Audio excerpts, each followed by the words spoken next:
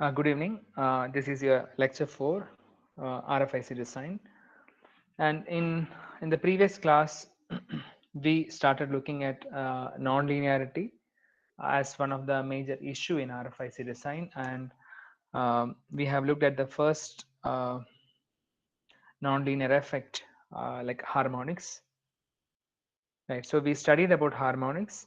We have also seen how harmonics are appearing at the output. Harmonics are the integer multiples of input frequencies. So we had certain observations, and we also saw the simulation of the same using cadence. And the performance metric what we use to characterize this nonlinearity or the harmonics is called as total harmonic distortion. And we saw one numerical on that. There we looked at the ideal components produced at the output of a mixer. Along with that, we also saw how nonlinearity affect one of the input port, and how because of the nonlinearity, how the additional components are coming, and how those additional components are actually affecting the output frequency, the desired output frequency. So we will continue, and in today's class, we will see the one another phenomena what it is generally observed as a result of non-linearity as a result of non-linearity in RFICs, right? Just a minute.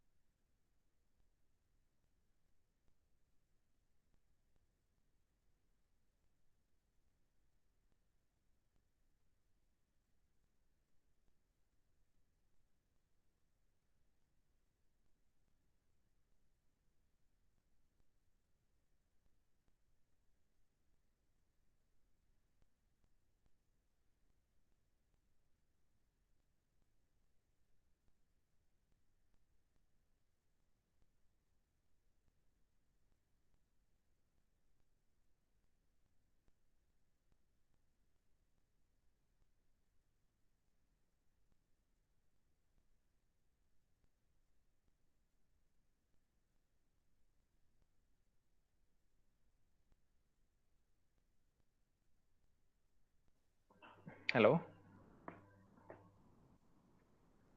am I audible? Hello. Yes, sir.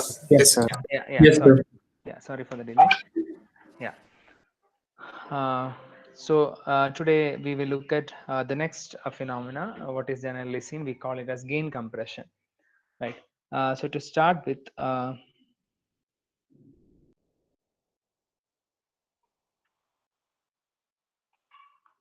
so again we look at the same a nonlinear system, right? If the system is nonlinear, say I have input as x of t, output is y of t.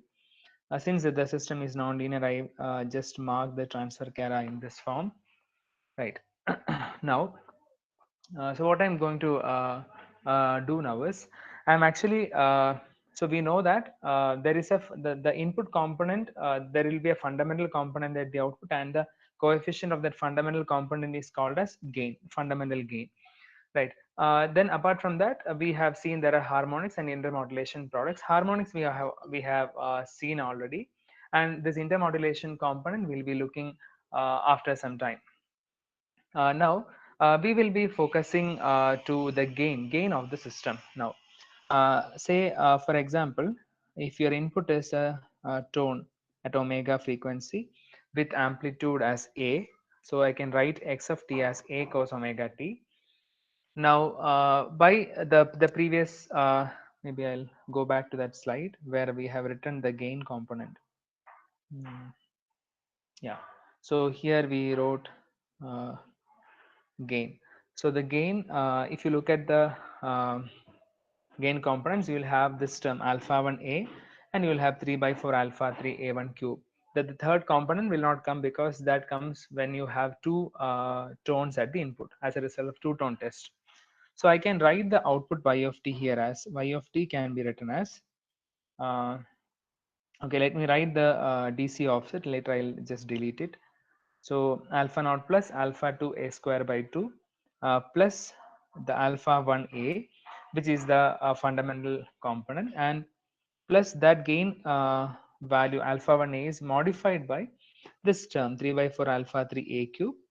This comes because of non-linearity into cos omega t. I hope you understand this, where the first two terms what I have written is actually the DC offset. So there's no need to consider this DC offset, just to get that familiarity. I have written this DC offset component here. So let me rewrite this y of t now again. Y of t can be written as alpha 1 plus 3 by 4 alpha 3 a square into a cos omega t. So if you look at the components what we have written in the second class, on the second lecture, this will be your output frequency. So if you look at the fundamental component, that is fundamental component is at omega. So a is the input amplitude. Now that is modified by the gain, and the gain is actually in this case it is alpha 1 plus 3 by 4 alpha 3 a square. Any doubts so far?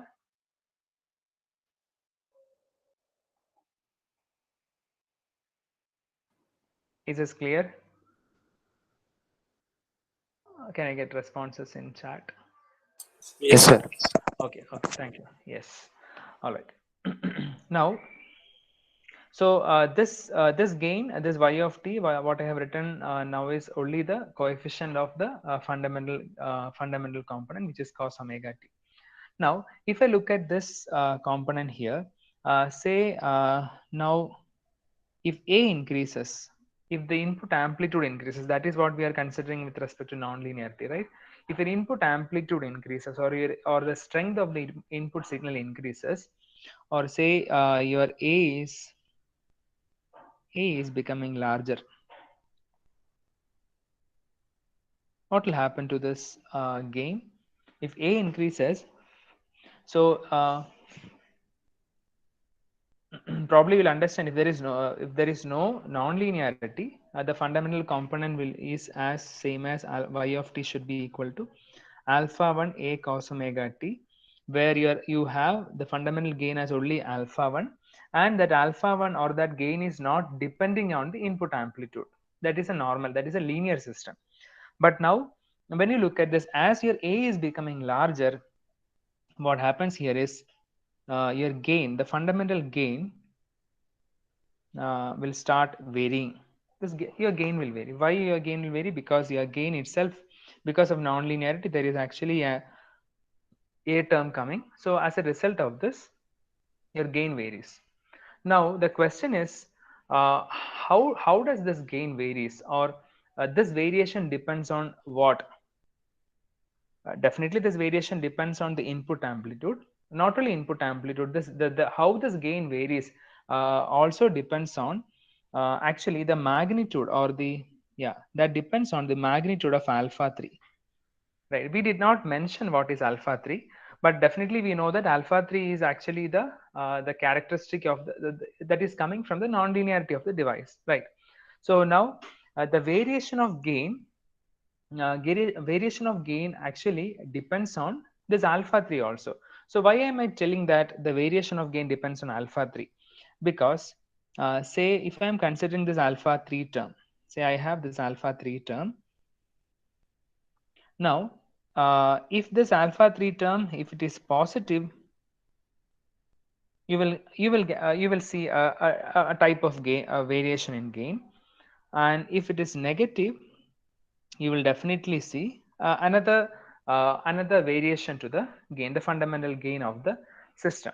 Are you getting what I'm trying to say here? So because of non-linearity, now your gain is becoming a function of your gain is actually varying, because gain is a function of amplitude, a. So when your a becomes larger, your gain will vary. Not only that, you have a coefficient called alpha 3. Now what is the value of alpha 3, or the magnitude of alpha 3 also will have an effect on the variation in the gain, right? So So let us try to I'll just give an explanation for this, and we'll come back and we'll try to understand how we will get two different characteristics, or how the gain varies in two ways based on this alpha 3, right? So and before that, let me plot this. So if this is x of t and if this is y of t, x versus y, uh, this is what we are expecting in the sense this is so if this x of t is a cos omega t, this is actually this slope is nothing but the gain alpha 1, and this is what we are expecting for a linear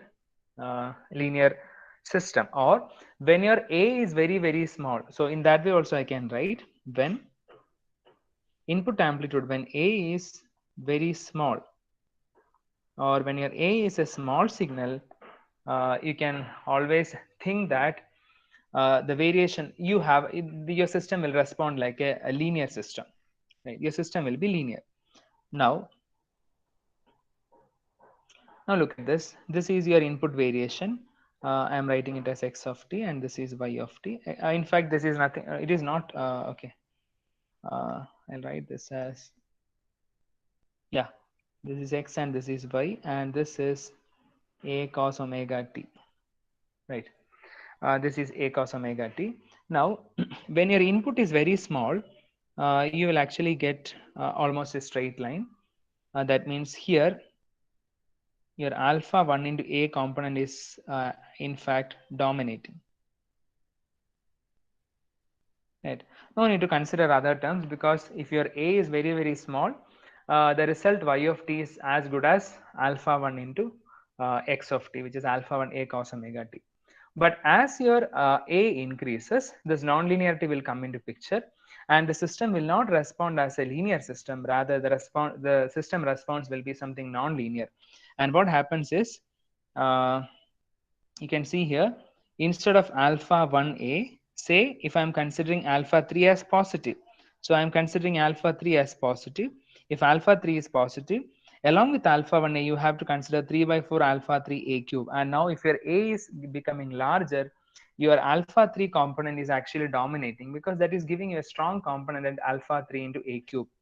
That means your system response will not be linear. Rather, it will actually show a non-linearity, and some non-linearity in this form. So what you can see here is, so why I have drawn in this form is, here it is proportional to alpha 1a, but now it is actually going uh, in alpha 3 a cube, where as your a is becoming larger, your alpha 3 a cube component is basically dominating, right? So this will happen only if you have a positive alpha 3. I hope you are getting this. I'll take questions now. Let me just explain this further. Now, in a similar way, now if what happens if my alpha 3 is negative, this is x and y. So initially for small values, it is proportional to alpha 1a, and then it'll be actually non-linear. But what we will see is, if your alpha 3 is negative, I'm not able to draw it properly. So alpha, if it is negative, the response will be, so this is proportional to alpha 3 a cube, and since your alpha 3 is negative, you will have a response of this form, where this term is actually dominating here, right? Okay, to make it very clear, what I will do is, I will take these two things onto a simple plane graph, where I'll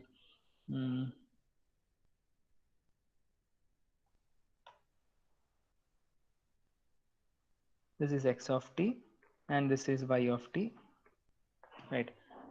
Ideally what I need, or what I will get, is this one if the system is linear. But the system is not linear. Now depending on the value of alpha 3, you will get either cara, which is, if you look at this cara, you will see that this is nothing but an expansive cara. Yeah, your cara is expanding. It is not actually saturating, or it is not compressing. Rather, it is expanding, right? Similarly, if you look at this cara, you can see that you're actually, the characteristics is not expanding. Rather, it is compressing. Actually, this is a compressive cara. Kara. So if I try to draw both on all the three on same axis, this is a linear, the linear one. And now depending on the value of alpha 3, what happens is your Kara will go, and actually it will go in this way. So this is when your alpha 3 is positive. And for the other thing, let me use another color. So this will go, and then it will actually go in this way. This is actually your alpha 3 is negative, right? So this I call as something called as expansive characteristics. So this is expansive, and this is actually called as a compressive Kara. And now looking at devices which give these kind of characteristics, in most of the cases, in most of the RF circuits, if you look at the characteristics, most RF circuits shows a compressive behavior. So that is one point I want to make here. Most of the RF circuits, I will open for discussion. Let me just finish this. Uh, most of the RF circuits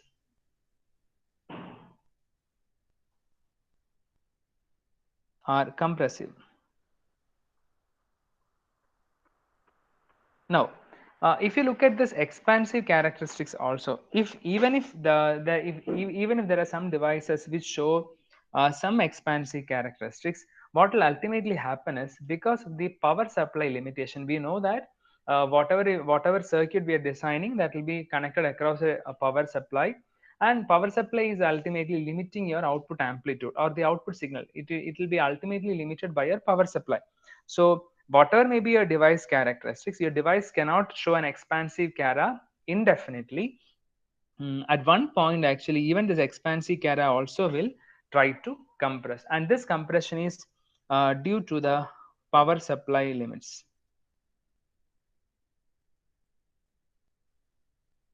Right. So even if the Kara is expansive, it will ultimately compress, or it will ultimately, your power supply will actually limit the characteristics, right?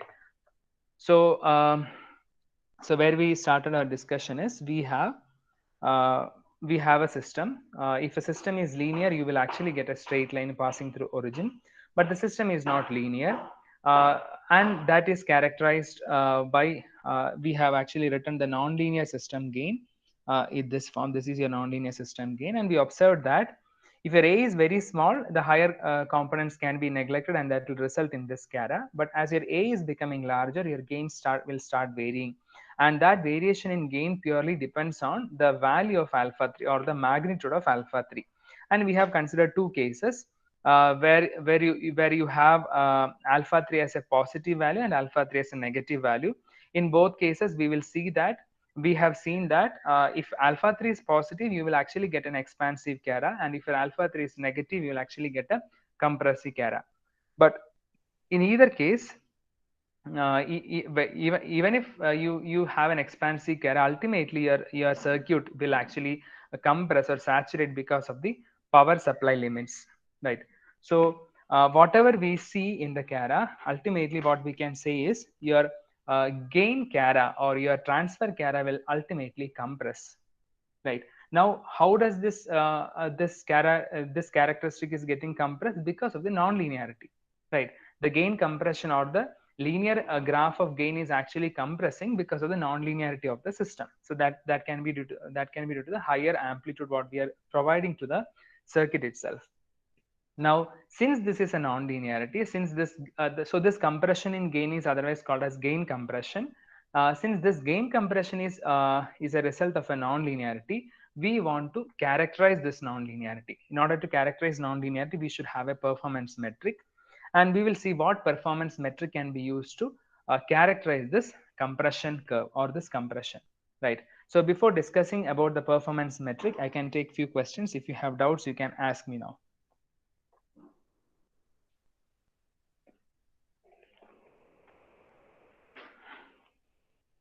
Any doubts? If you want still some more time to think what I explained, you can I will open for discussion even at the end. If you have no doubts for the time, I'll continue and I'll come back and we will see at the end.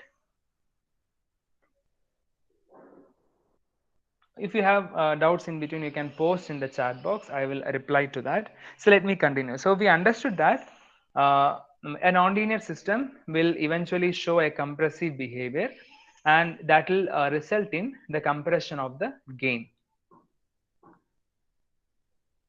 Right, it will result in compression of gain. Now we need to so I will write here that this non-linearity resulted in gain compression. Now we need a performance metric to characterize this non-linearity, and that performance metric is obtained by let me go to next page. Yeah,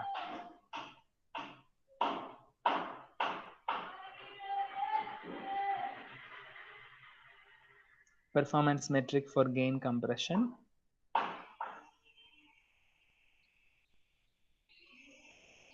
Right, now this is your this is your graph where this is x of t, a cos omega t, and this is y of t, and ideally this is the graph. Now the gain compression or this compression in the gain behavior is characterized by a metric, and that is actually obtained by, so if I plot this graph, I will get a graph something like this. So I will define a performance metric at a point where your gain falls 1 dB from the ideal curve. So whatever I have marked in violet is your alpha 1a cos omega t, which is your ideal response. Now from that ideal curve, if your gain falls by 1 dB, now that point is marked on input side as a 1 dB, and we call this as 1 dB compression point. Now there is no specific significance in taking this value, this performance metric at 1 dB.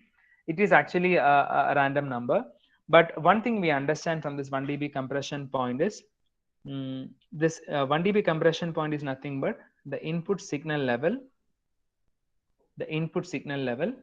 that causes output or gain of the system to drop by 1 dB. So you can see that I have marked 1 dB compression at the input axis. And what is this 1 dB compression point? It is actually the input value. At what is happening at that input value? At that input value, your gain is actually falling. Your output is falling 1 dB. Output is falling from 1 dB from the ideal curve. So this is generally called as 1 dB compression point.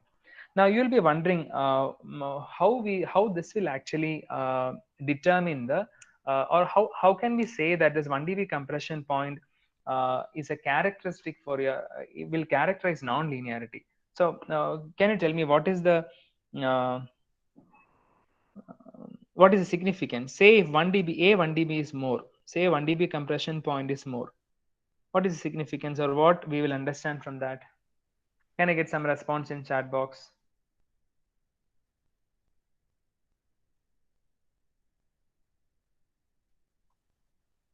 Larger values implies less non-linearity. Yes, very true. So if your A1 dB is more, the meaning is your system or the circuit is more linear. And if your A1 dB value is very less, it means that the system is actually more linear. So it is non-linear, right? More ideal behavior. Very good. Yes, more ideal. Yes, alpha 3 is more positive. Yes, alpha 3 is positive. That is the reason why you are getting actually compressive behavior, right? So directly from the value of a1 dB, we can say that whether the system is less linear or more linear, or we can altogether we can talk about the non-linearity of the system or a specific circuit. Now So I have in graph I have mark, but whenever it is a performance metric, there should be some mathematical equation to find the value of this 1 dB compression point. So how can I find, or how can I get an expression for this 1 dB compression point? I know that 1 dB compression point is an input signal value where your output or your gain drops by 1 dB. Or you have actually two graphs here. One graph is graph of alpha 1 a cos omega t, and another graph is the second graph. What is the second graph? The second graph is actually alpha 1 plus 3 by 4 alpha 3 into a square. This is a second graph into a cos omega t. Right. So can you put an effort? Can you just try out a value or a what to say, an equation for this 1 dB compression point? So how can I get an equation for that?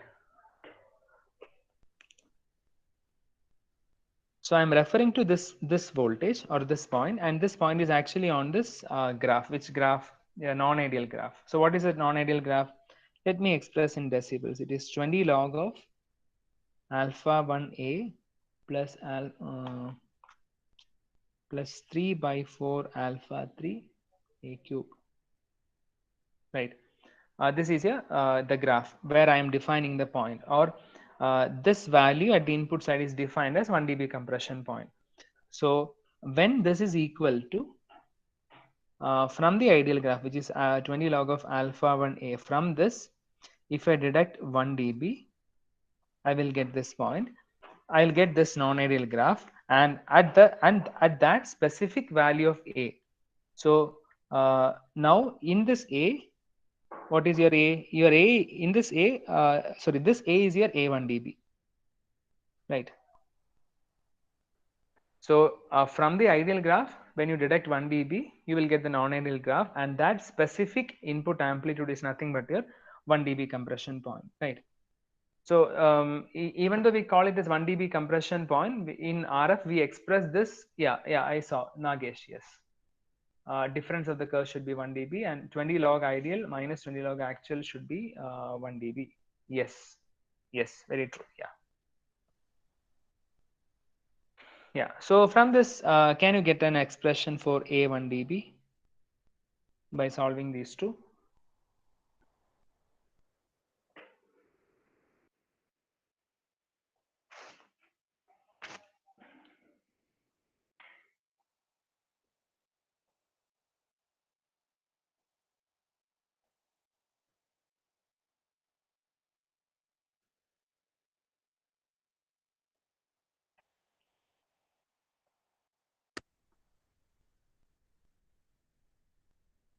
Can you try?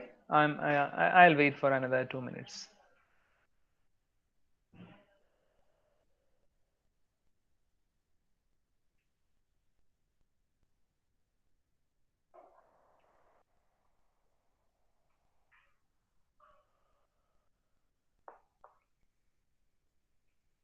Yeah. So what I was telling is, we can express this 1 dB compression point. Yeah, you can work out. I'm just explaining one thing. So even if we write this as amplitude, this can be expressed in terms of power or in terms of amplitude. So if generally if it is in terms of voltage, we write that, even though we write as 1 dB, a 1 dB, it can refer to a voltage level. Now if it is in power, we use this notation as P1 dB. This is your 1 dB compression point in 1 dB compression point. And if you look at the unit of this 1 dB compression point, if it is expressed in terms of power, unit will be dBm. And because we are looking at the input signal level, and that level we are expressing in dBm.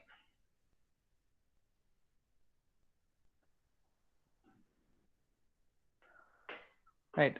You can do this in different ways. I'll give you the final answer. You can try out so that I can move to simulation of this 1 dB compression point. Alpha 1 A 1 dB plus 3 by 4 alpha 3 A 1 dB of cube can be written as 20 log alpha 1 A 1 dB. And this 1 dB also can be written in terms of 20 log as 20 log of 1.122, right? Now you can actually, yeah. Now one thing you should, yeah. So you can just simplify this, and you can get a value for A1 dB. So when you write the final expression, probably you will get something like this: 0.38 into alpha 1 by alpha 3. But generally, we write this as the absolute value. Right? Since it is under root, we write absolute value. Even though we are actually looking for alpha 3, your alpha 3 is negative for compressive behavior. So we write this as absolute value, or you will get, if it is under root, you will get the answer as 0.145 alpha 1 by alpha 3. You can try out this, you will get this answer. So this is actually the expression for 1 dB compression point. Right. So you can try this out. You will get, you will arrive at this value, and this is your 1 dB compression point. As I mentioned, this can be either expressed in signal level in dBm or in terms of voltage. Right. Now I can take questions now, and I'll clarify that, and later we will go to the simulation in Cadence.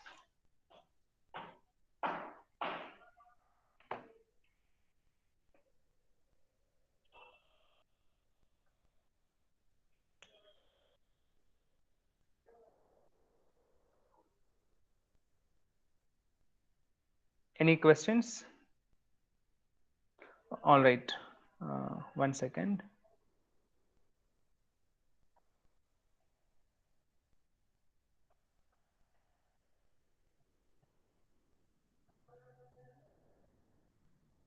Uh,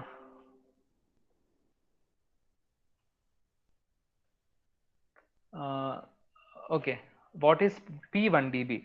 Yeah, so what I was telling is, usually there are two things. One is 1 dB compression point. Even though we call it as 1 dB compression point, it can be expressed in terms of power or in terms of voltage. Yeah, Nikhil, I'll come back to you.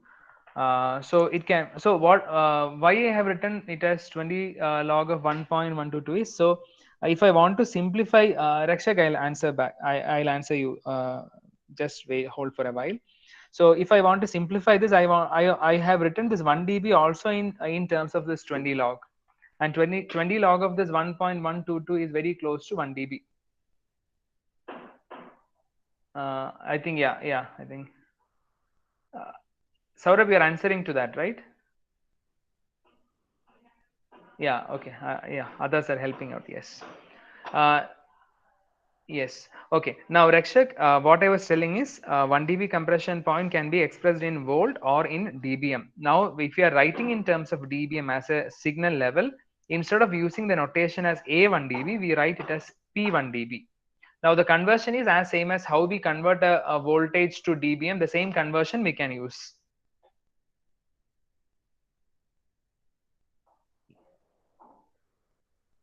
Okay. All right. Yeah. So if you have further questions, you can put in the chat box. Meanwhile, I'll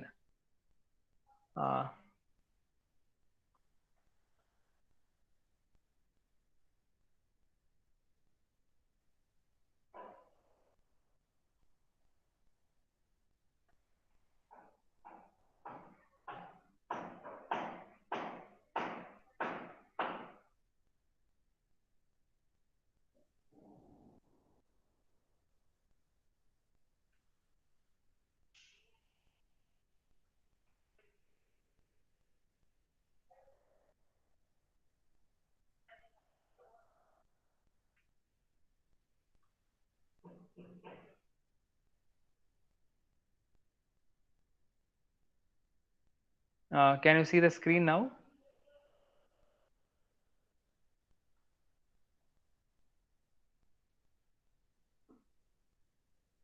Yes, sir. Okay, yeah. Now the circuit is same as the previous day circuit, but you can assume that this is a black box. You don't need to worry about the circuit, right?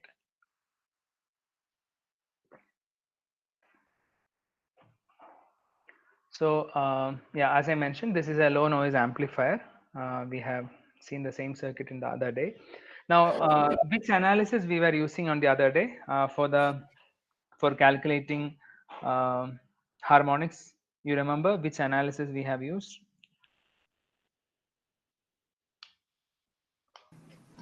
HD, PSS. Uh, no, PSS also was enabled, but actually, yeah, it was HB analysis I was using. HB is nothing but harmonic balance analysis. So today also we will, now even this PSS analysis also can be used, but now for the time I will be using harmonic balance analysis. It is HB analysis, right? So what am I going to plot here? I'm actually looking at the transfer curve of this amplifier. That means x-axis you will have input signal, and y-axis you will have output signal, right? Now, so let me look at the settings of HB analysis. So before that, you can see on the left side, PRF, which is your input RF signal level, is minus 40 dBm, and there is one signal given 2.4 giga. I'm not using the second tone, that I'll explain. Even in the HB analysis, I'm actually considering for one tone. So input signal level is minus 40 dBm, which is mentioned as PRF, and FRF is 2.4 giga. Now, when I click this HB analysis, yes, so it is HB analysis, harmonic balance, and the number of tones I am setting it as 1 again. So the fundamental frequency is FRF1. You can actually put any number of harmonics, just 5 is the number, and oversample factor is a factor to set up this harmonic balance analysis. Probably we'll see such details little later. Now I will just look directly at how to get 1 dB compression point and how to evaluate that, right? So all other things are as it is, and one thing I am taking out here, so usually it will be in this form. There will not be anything called a sweep. So what I'm going to do now is I'm actually doing a swept HB analysis. Swept in the sense I'm going to sweep the x-axis. What am I sweeping in the x-axis? I'm sweeping the input signal level on the x-axis, right? So I'm taking a variable. The variable is PRF because PRF is my input signal level. That I'm going to vary in x-axis. From where to where? I'm varying from minus 30 to minus 5, or any range you can take. So minus 40 is the input level what I have given. So from there, from minus 30 to minus 5, I am varying on the x-axis. Now sweep type is linear and step size is 1. So nothing else I am doing. X-axis I am varying input signal. I am going to see what is happening in the y-axis. Right. So I'm just applying it. And I'm just giving OK. And in fact, I have done the analysis once. So I'm not rerunning it again. I'm directly going to results and I'm going to direct plot their main form. So in main form, so now there are different methods to get this 1 dB compression point, and in this package, in this cadence, in this particular version, there are the functions are directly available. You can see that in this function, under the function, there are a lot of functions available. And on the previous day we have taken power just to see the harmonics power. We have taken the function power. Now there is a function called compression point available here. Now what I will do is I'll just click on this compression point, and then I have to select the output. So there are different options here. Since I have connected a port at the output side, I'll keep this as a fixed port at the output side.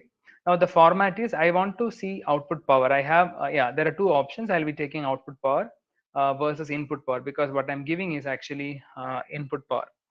Now what I want is gain compression. Again, as I mentioned, you can actually have this at any dB. Generally in RF circuits, this 1 dB compression point is widely used, not for any specific reason.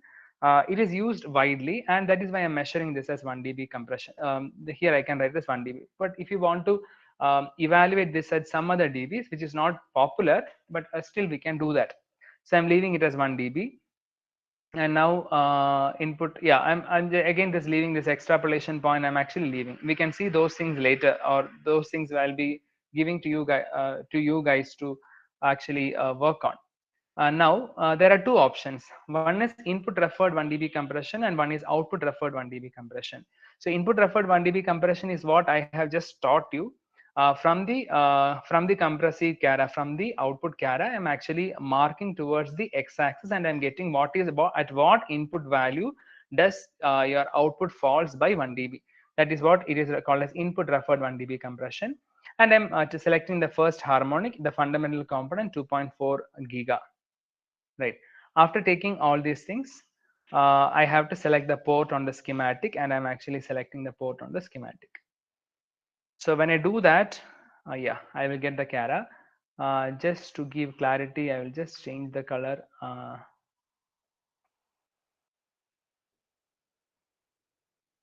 I hope this should be fine, right?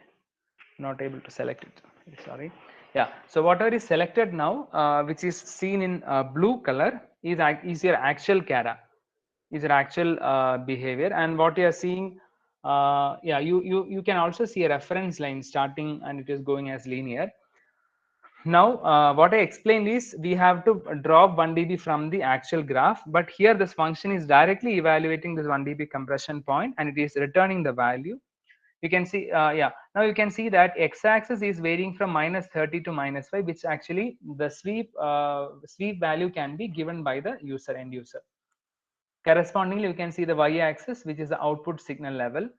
Now, 1 dB compression point is evaluated by the tool as at -14, -14.8 dBm is the 1 dB compression point, which is actually referred to the input side. So this is input referred 1 dB compression point. Similarly, if you select the output referred 1 dB compression, we will actually get the value towards the output side. Right. So this is the simple procedure. It looks simple because but designing a circuit and designing circuit is actually a tedious task. So after designing, this simulator will actually help you to get the values very easily. Right. So here you can see that -14.8 is the 1 dB compression point of this particular circuit. The same thing can be uh, redone using the output compression point as well. Right. So that is all about 1 dB compression point.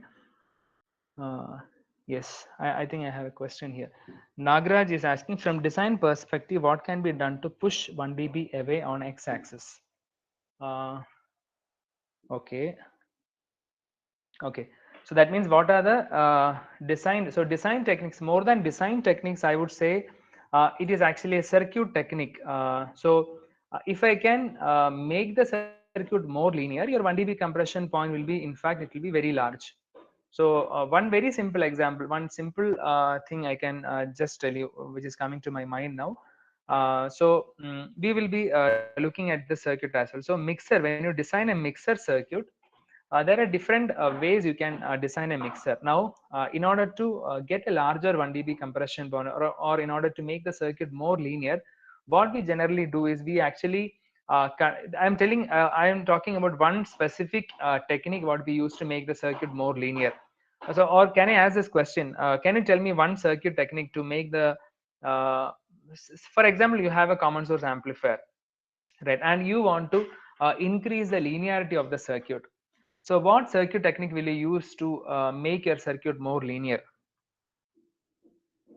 Degeneration. Very good. Yes. So degeneration is a specific circuit technique we apply in order to make the circuit more linear. Similarly, for example, if you look at a mixer, or if you look at a low noise amplifier, there are several techniques available in order to make your circuit more linear, and one such technique is degeneration. I hope, Nagraj, I answered your question. Thank you, sir. Yeah, thank you.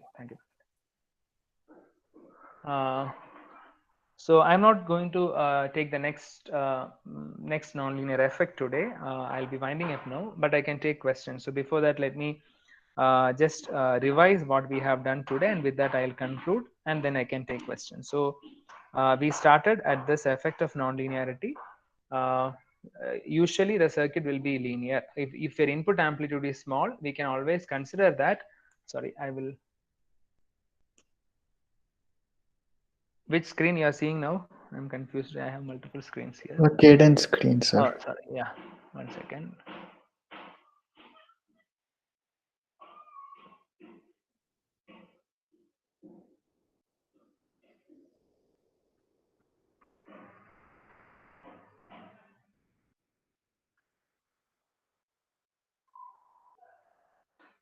All right, yeah. So if your input amplitude is small, the circuit is linear and your gain will be like all gain will be a constant one. But as your input amplitude becoming larger and larger, your gain will start vary. And from the nonlinear study or from the polynomial, we can directly write this expression, and we can see that as a becomes larger, your total gain also will vary, and it is in fact a function of a.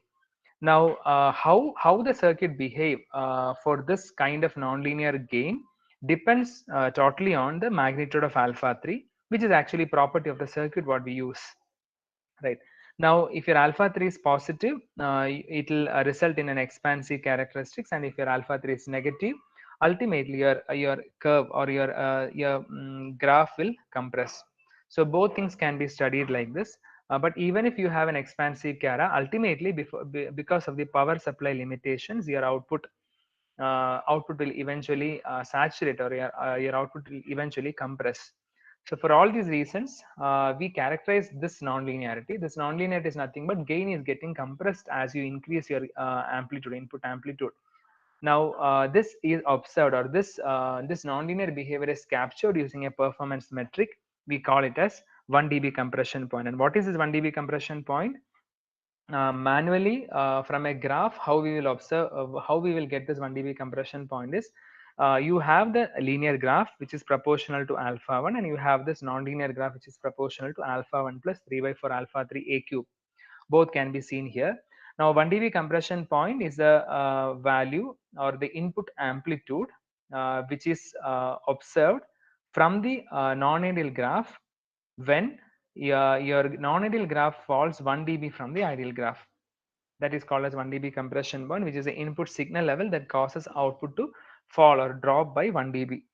Now, what does the 1 dB compression point tells about the system is the value of 1 dB compression point will explain you whether the system is less linear or more linear. And we have enough circuit techniques actually to work and make this 1 dB compression point large depending on the need. It is not like simply we will try to give more 1 dB compression point. Depending on the need, we will actually work on this and we'll make 1 dB compression point. And now finally what I have kept here is actually expression to evaluate this 1 dB compression point, and this is mostly used in numericals to solve, and the value is under root of 0.145 into alpha 1 by alpha 3, right? So this is all about gain compression, and what we have seen in cadence simulation is the same thing, how to get 1 dB compression point using a circuit simulator. So with this I'll wind up today's class and I can take questions now. Before that, let me thank you for joining today's class.